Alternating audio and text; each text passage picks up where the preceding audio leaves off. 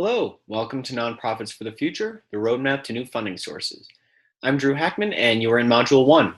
This section is consulting or facilitating trainings. Let's take a look at the definition.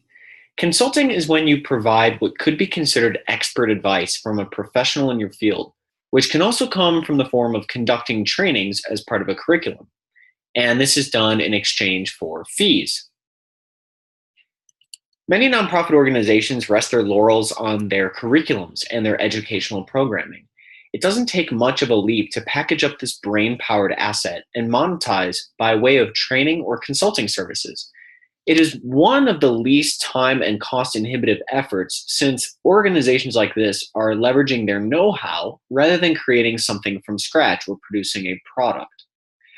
One amazing nonprofit that is in their early growth phase but has ambitious goals to create revenue streams is Seaside Sustainability.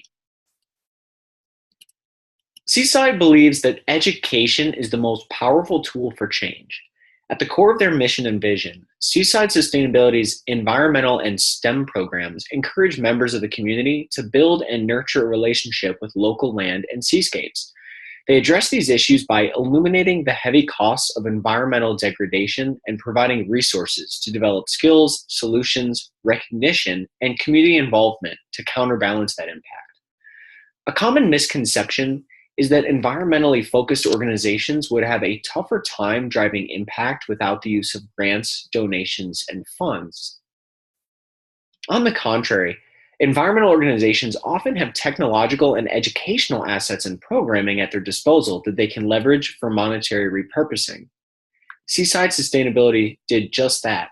They have educational assets and programming at their disposal, which they leverage for monetary repurposing.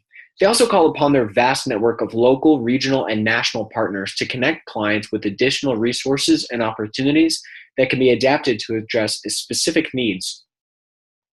Seaside Sustainability has now worked with over 150 schools around the country, helping many of them receive coveted recognition and national awards.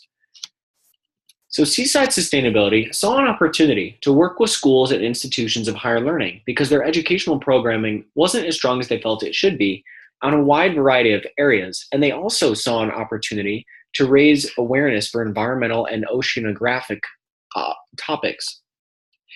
They also saw an opportunity to provide these schools with more green assessments so that they could increase their sustainability efforts and sustainability behaviors. They consult with schools, providing professional assistance to support school-wide environmental behavioral changes. They teach the best practices of greening their institutional behaviors, and they help to manage and develop projects. They also evaluate the campus's level of sustainability. I've spoken with their executive director and program coordinator, Eric Majors, on some of their initiatives, and they've identified no less than 5 key avenues of revenue that they leverage to further their cause, in addition to the consulting and training programs that they run, which is really exciting. Quick recap. So consulting and facilitating trainings is essentially leveraging your professional expertise by conducting trainings or charging fees for your brain power or know-how in a particular field or on a particular subject or skill that you have. Seaside Sustainability consults with schools to support school-wide environmental behavioral changes, green best practices, developing and managing projects, and evaluating sustainability levels.